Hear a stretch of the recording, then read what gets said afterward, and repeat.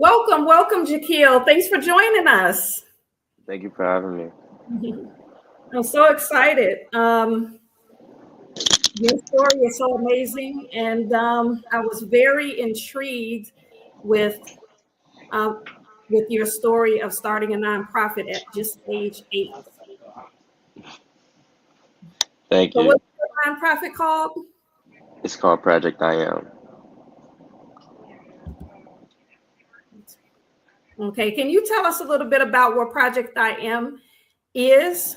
What is your mission, and how did you get started with this at age 8? Yeah, so Project I Am is an organization I started at the age of 8 years old to build awareness of homelessness and build awareness of homelessness and provide blessing bags for those in need. I started it at the age of 8, and it kind of stemmed from when I was 5, and I was just seeing people living on the streets, and it kind of affected me, and I was curious. I was sad and honestly confused. And all at the same time, I couldn't understand why people didn't have a place to sleep. My first thoughts were, let's get everybody homes. But I quickly learned that it wasn't that simple. And even though I was young, I couldn't just let those feelings go. So I kept bringing it up to my family, and they realized I wasn't going to move on from it. And I told them that I need to do something right now, not later. So we sat down and we figured out what we can do realistically, and we thought of the idea of Project I Am.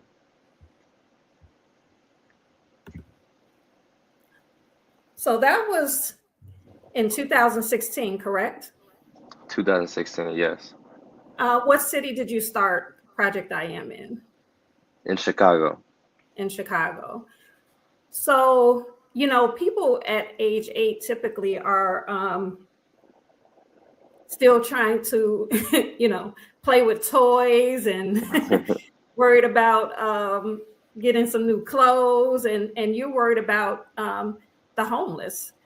You know, what was like the first step that you guys did in order to start the nonprofit? I would say the first step was just, doing the actual packing party. When I was 8, this was before the organization was a thing. My first packing party was with a few of my friends. We did about like 88 bags, I want to say. Hmm. So we started off really small. We didn't start off with, a big project. And we realized eventually, as we kept doing it, that we would need to create an organization to back everything that we were doing. So that's when we started the actual nonprofit. But before, it was just actually getting out there and trying it to see if it will work, to see if any adjustments need to be made. Now, do you come from a background of charitable work? Like, does your family often do charitable work? Is this something that's part of your DNA, or were you just kind of the first pioneer to do this type of work in your family?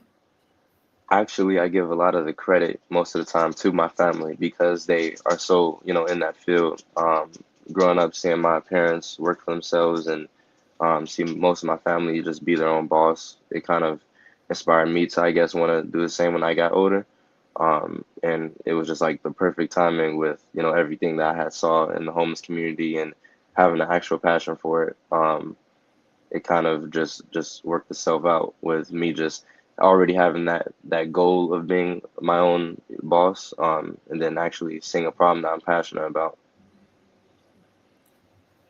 Yeah, that brings me to something that I often hear you refer to, which is this term social entrepreneur. Hmm. So, it, your motivation, because you started this when you were 8, but you're how old now? 18. So you stuck with this. This wasn't just a fleeting thought. And so now you've grown into this social entrepreneur. This is a term that I've heard you talk about a lot. Can you explain what that is? Yeah, so social entrepreneur is a person that starts a business with the aim of solving social problems or affecting change. So that kind of makes me a social entrepreneur. Okay. And you have a few programs that you do with children, teaching them how to be social entrepreneurs as well. Exactly. Can you talk to me a little bit about that? I did see where you did some trainings with people all over the nation. It's, Chicago, as well as I think I saw Florida. Are you currently in Florida? Is that where you're going to school? No, I'm in Ohio. In Ohio. Okay. So you're away at school right now at Yeah. a basketball prep school, correct? Yes. Yeah. And I've seen, let me pull up some pictures here. I have seen where you did some work with some students. Let me find the pictures.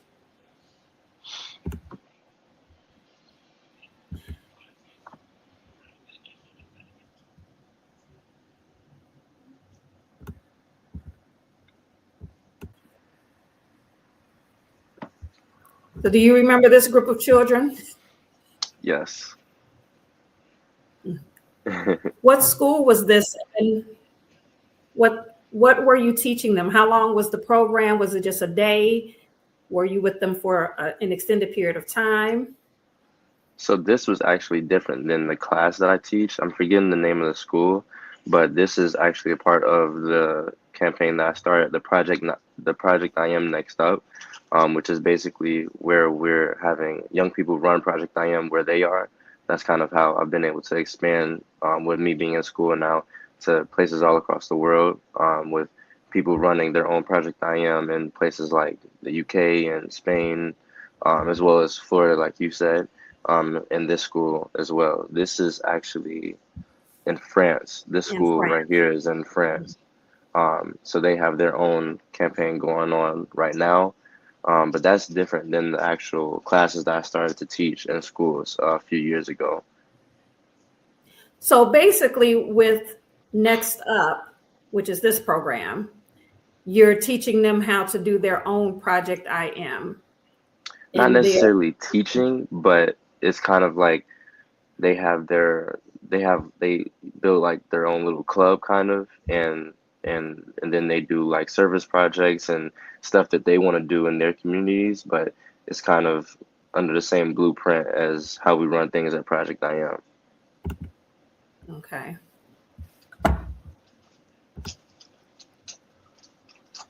And so the other one, the class that you teach is actually teaching what's the difference between this particular program where they're actually running their own Project I Am and the class that you teach? Yeah, so the project I Am Next Up is more so, just giving them the blueprint and having them run their own Project I Am where they are. But the class that I started to teach in schools is just teaching them about social entrepreneurship. And in the class, we kind of um, they build their own ideas throughout the class, and I teach them, how to market and market their business and just the different things that go into that. Then at the end, it's little separate groups, and there's like a first, second, and third place winner, and each winner gets a certain amount of money towards their own initiative that they actually want to start outside of the class. So it's teaching them inside the class, and then so that they can go and do it when we're all done.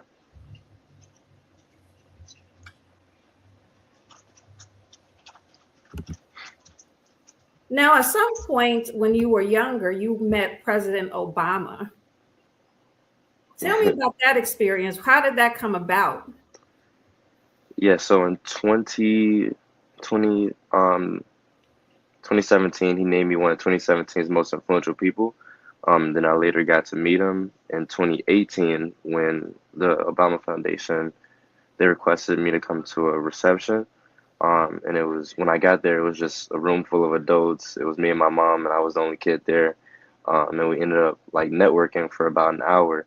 And right when we were finna leave, actually, because my mom was getting tired, a guy came out and said, "You guys are now going to meet Obama." So I started jumping up and down, getting super excited. And when we went to the line to meet him, I walked up to him, and a lady that was next to him was telling him who the person is, so he doesn't forget in the moment. And he actually interrupted her and said, "I know who this young man is. I was tweeting about him." So to know that he remembered, who I was months later, and I had a good conversation with him about my future goals, and the Abound Foundation has supported me ever since then. So it's been pretty good. So do you ever feel, because you started out so young, that you were ever underestimated? Like people didn't Um, take it seriously, or yeah, probably the biggest problem I see when it comes to my peers and when they're starting things. Luckily, I didn't have a lot of that, just because I think earlier on, because I had so much, because I got a lot of opportunities early on, and I had a lot of things to back up what I was doing, and it was the whole adorable aspect, kind of just me being so young doing all this. A lot of people were more so excited and shocked by how much I had done already, than rather than doubting me or thinking I'm too young. But unfortunately, that is a problem that we do see a lot in the young community when they're trying to start their own businesses. what are some of the main things that you tell in those situations? What are some of the main things that you tell the young folks that you work with how to overcome those obstacles? The biggest thing I tell them is to remember why you're doing what you're doing, because a lot of times when you're going through something like that, it can get overwhelming and to the point where you just want to stop. So just to remember why you're doing the reason that you're doing what you're doing, and if that reason overweight outweighs the whole you know being sad because somebody's telling you you can't do this, and you're too young, then keep doing it, because the end result, as long as you're sticking to it and making sure that little comments aren't getting to you, then it's going to be good for you in the end.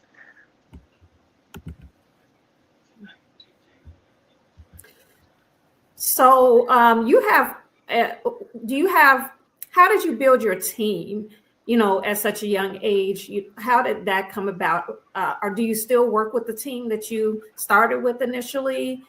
I guess 8 years later at this point, 10 years later, you're 18.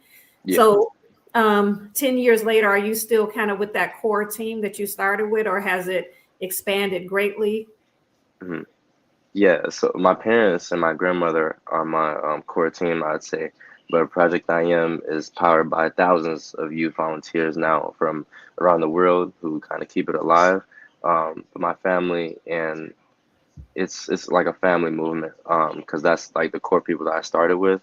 And since we're volunteer based, we don't really have like necessarily like employees, I would say, but it's mainly volunteer based and a lot of youth volunteers. And Project I Am just won, you were the recipient of the NBC Community Impact Grant, correct? Yes. Yeah. Now, is that an award that goes to you as the founder, honoring you as the founder, or does it go to the organization, honoring the organization? To the organization. And how did that make you feel? That was a pretty, was that the biggest award that you've ever received?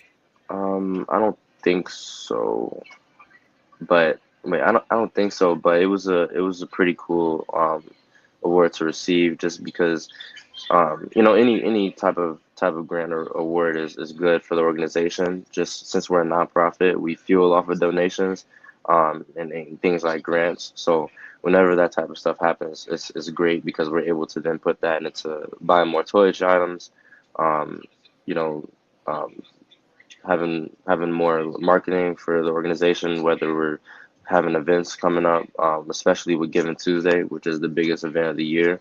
That was really good for us. So, what do you normally do other than write grants in order to fund your organization? Social media has become a huge part of I think a lot of people's nonprofits these days.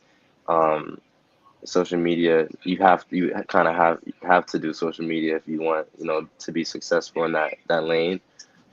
Besides grants and social media marketing that we do, lots of times when I do news interviews or just anything really to get the word out, It usually helps a lot. But also, I would say the brand work that I do, and the brands that I work with, usually it generates a lot of donations, whether it's from the organization itself or from people seeing the videos and wanting to check out what I'm doing.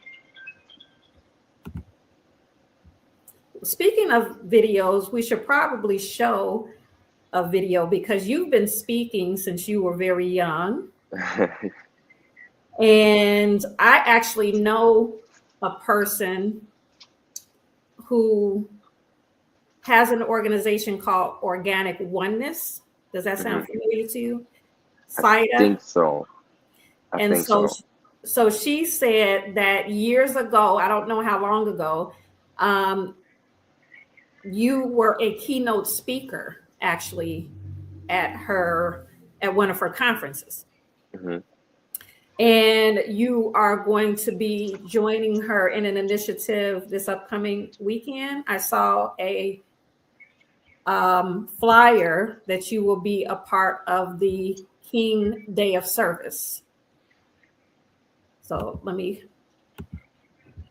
that will. Are you going to be actually present at this event? Um, I don't think so because the only event, because when I come back for the anniversary in March, I think that's when I come back because I'm in season now. Okay. So is this just a collaboration Yeah. between your organization and her organization? Yep. Okay, Jahkil, I'm going to share my screen and show a video of you when you were 12 years old talking about the work that you do.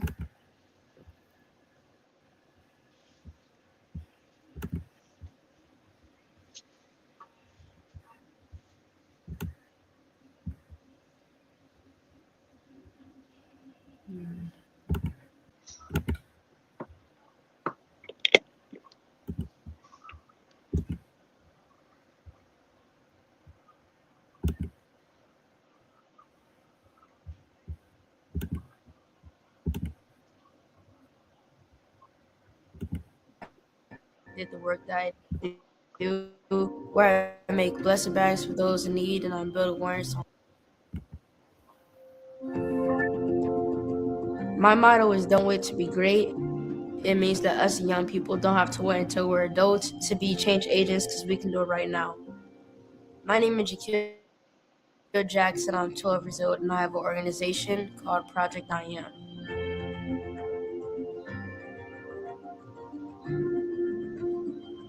I'm from Chicago, and this place has definitely impacted the work that I do, where I make blessing bags for those in need, and I build awareness on homelessness by doing that. It was when I was 5 years old, and I went to go feed the homes of my aunt and my cousins. And at 5 years old, I thought everybody had homes, so I asked my parents if we could give them all houses.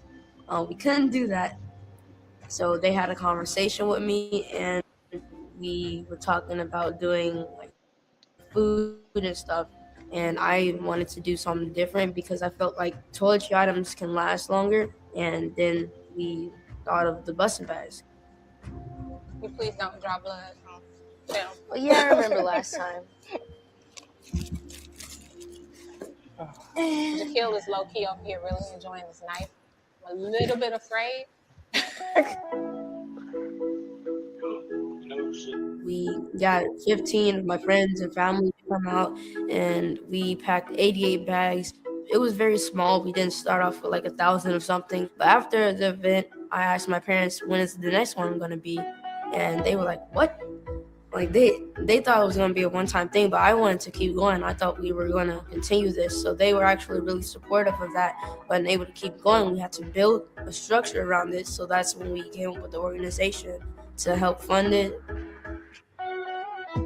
So my organization has been recognized by lots of big corporations, including the Obama Foundation and Obama himself. I actually got to meet him. It was like one of the best days of my life, and he said he's going to help me in the future. So I'm looking forward to that.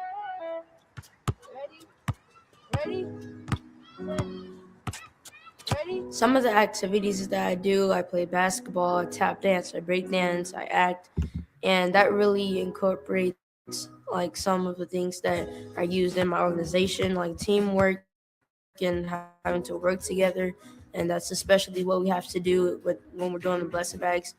We have created over 40,000 blessing bags over the past 4 years. I do this organization because I want to inspire others and build awareness to homelessness so that I can demolish homelessness. That's the whole reason why I'm doing this organization. Family has been very important. It felt great to know that my parents were on board and ready to support me because lots of kids don't have that type of support system. They are huge supporters to me. It's just a blessing to have them by your side. So can you recall any events that you want to add in here? Because we need to update this. Yeah, this one. I have inspired lots of people to do things in their community, and I do believe in the power of young people because that's what I preach to adults all the time, that they have to start listening to us young people. You want to be successful, you have to go for it. What's the point of waiting when you can start now, be ahead of everybody when you're older? I feel like I want my legacy to be as somebody who is kind and hardworking and inspirational to the youth. That's the kind of mark I want to leave on the world.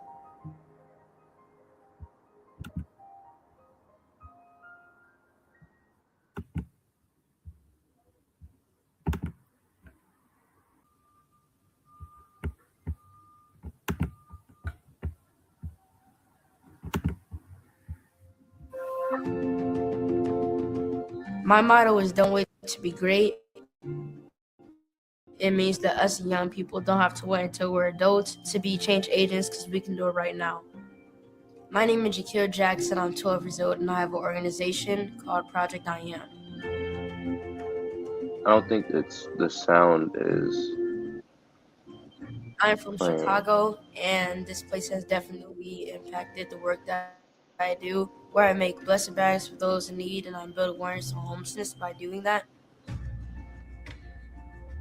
It was when I was 5 years old, and I went. So, Jahkil, right now you are away at a basketball college prep school. Yep.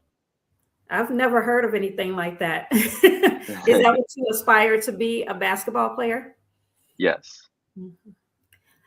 Do the skills that you learn as a basketball player, does that transfer into what you're doing to your nonprofit or vice versa? I would say it definitely adds.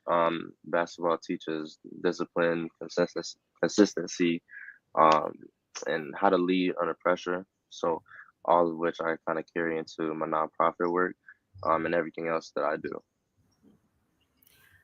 Well, speaking of leading under pressure, have you ever had some times during your work with the nonprofit that you felt like you were under pressure or there was a very challenging situation? Um, I would say the biggest time would have to have been COVID, where the organization was under pressure. I was Oh. under pressure. A lot of people at that time were under pressure. So I would say that was probably the biggest moment. And just trying to figure out how we're gonna, continue because a lot of businesses shut down during that time. But we wanted to keep going, and even though we're volunteer based and we kind of like need volunteers to do the bag stuffings. We still were working our way around it. We were doing bag stuffings with just me and my mom, my dad in the house.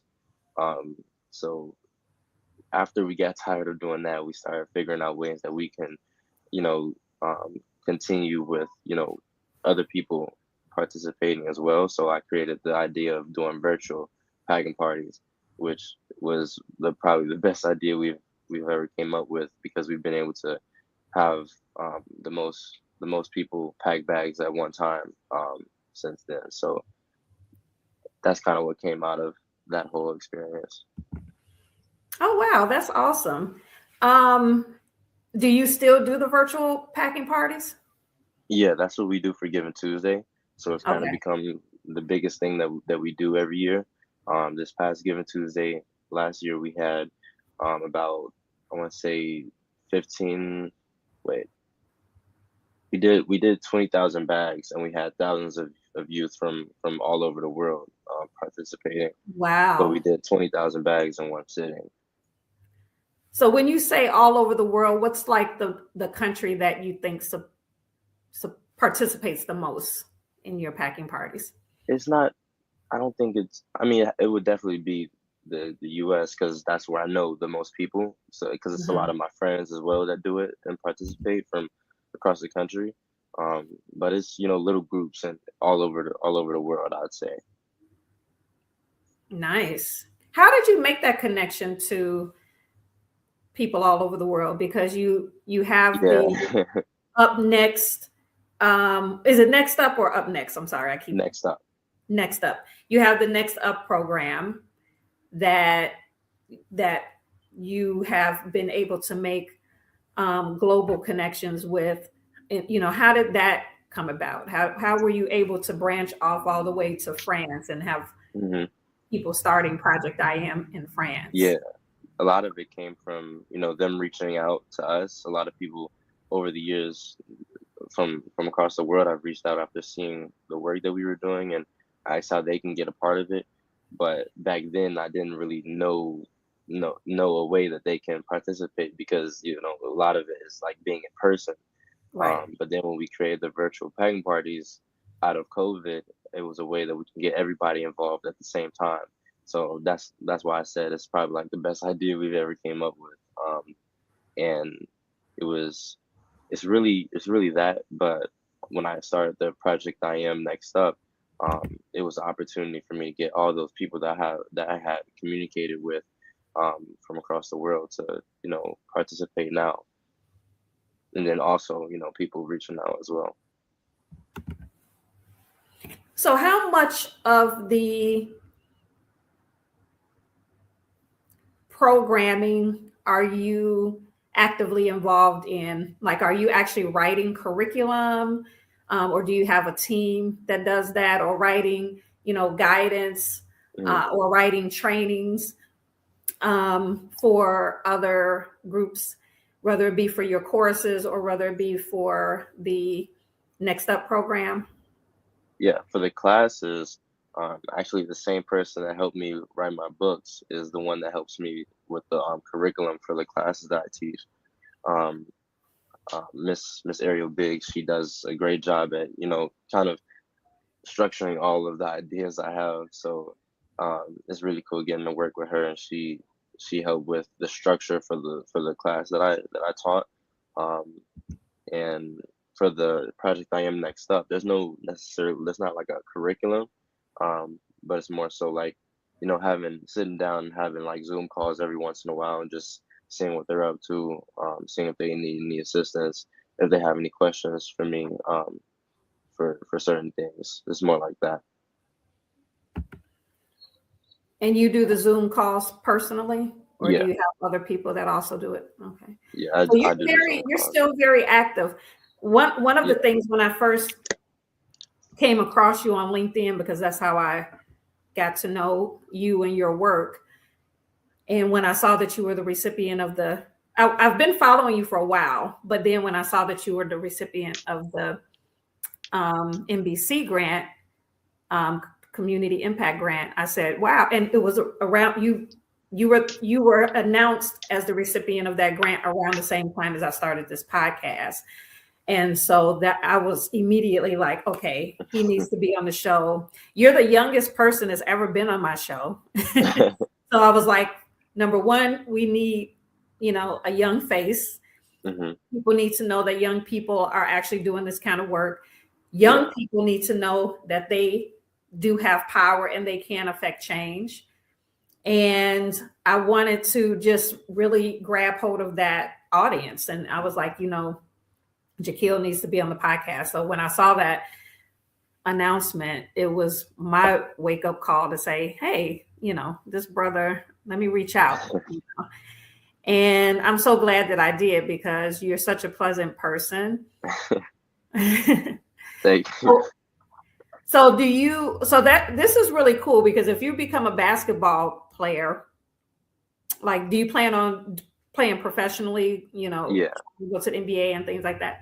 That would be awesome to have somebody like you in the NBA, to really promote that social entrepreneurship idea and the idea that, because I have confidence that you will be able to, that you will use your money wisely and to really give back,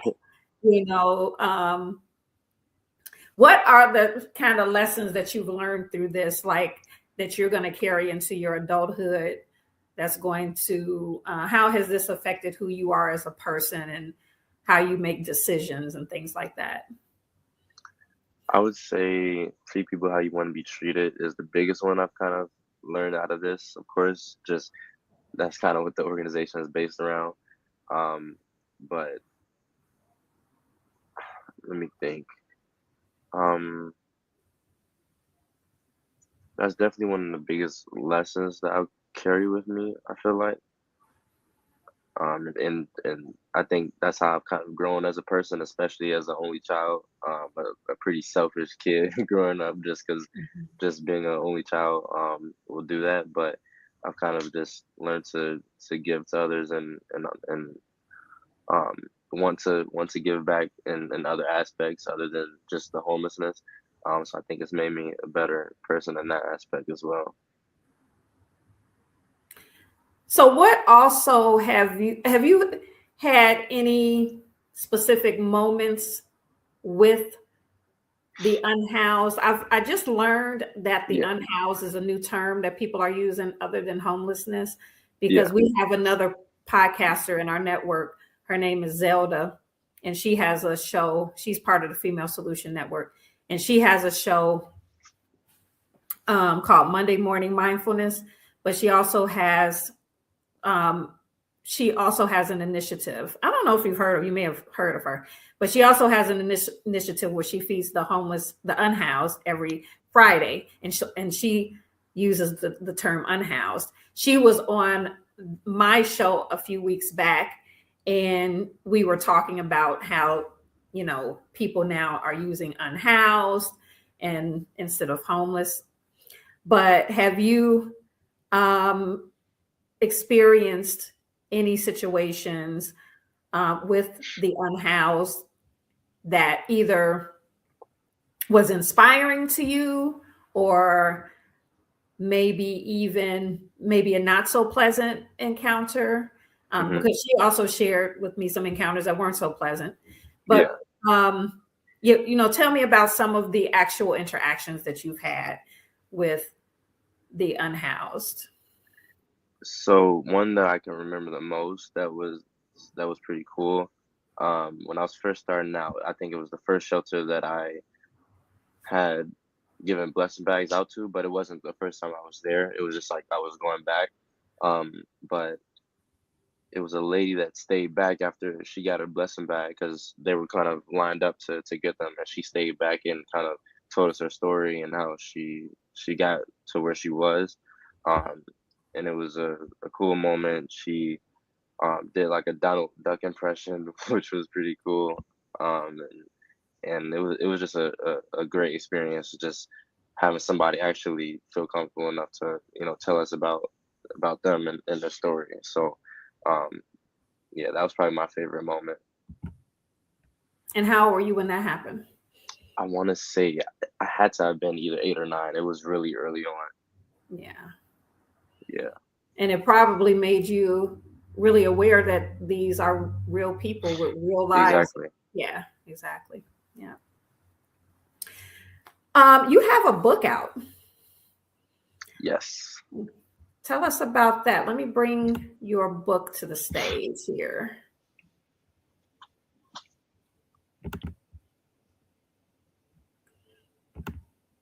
Tell us a little bit about Built Different. Yeah. Tell us So about that title? That's a very compelling title, like Built Different. Whoa, it definitely makes you want to read it. So who are you talking about that's built different? And tell us about the book. Yeah, so Build Different goes deeper. It focuses on mental health and balance and making smart decisions as life gets more complex. And all three books that I've made are kind of like connected.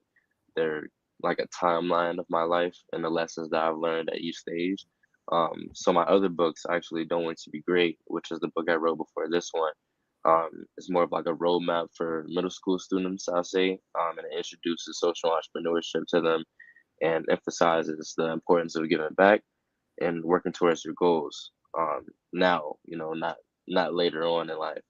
And then my first book called I Am was a children's book to help other kids deal with the experience of being bullied. It's an anti-bullying book, and it focuses on self-awareness and self-love, and it includes daily affirmations that help me, especially during COVID. Um, so those are kind of all my books that I've wrote.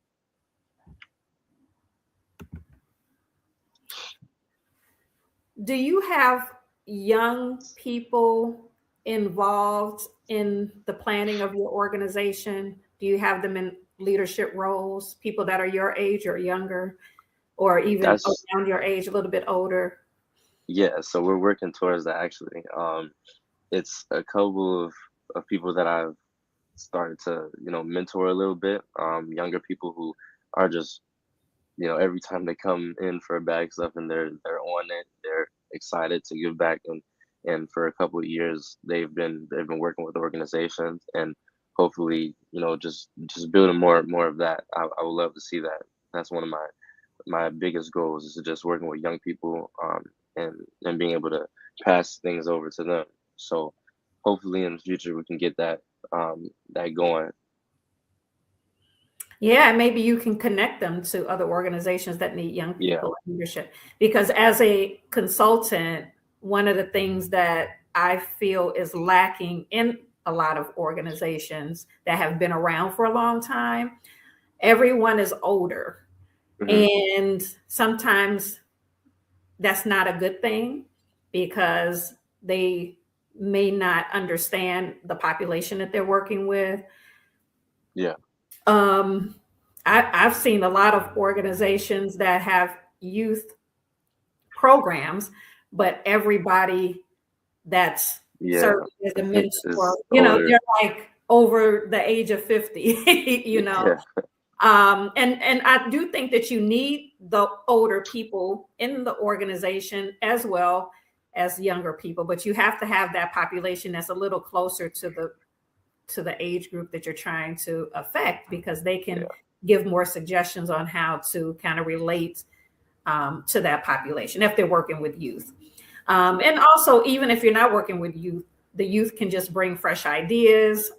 They know a little bit more about technology oftentimes, so they can give suggestions in that area. But yeah, it's just good to have that youthful energy and that input, those fresh ideas that the youth can bring. So yeah, that's my suggestion. Start placing people exactly. in some of these organizations. Well, Jahkil, it was a pleasure speaking with you. Is there any final thoughts? I'm going to bring up your website. Um, we we are projectim.com. Can people go there to make donations if they want to? Um, and what are your final thoughts that you would like to leave our audience with? Yeah, we are Project I Am is where you would go if you want to donate, find out any more information about what we're doing, how to get involved in the Project I Am next up. Um, but I will leave just with my motto: don't wait to be great. It means that us as young people don't have to wait until we're adults to be change agents or start our own business, because we can do it right now. And what's the point of waiting when you can start now and be years ahead of everyone when you're older, or be years ahead now? It really isn't an age limit. Absolutely. And I concur.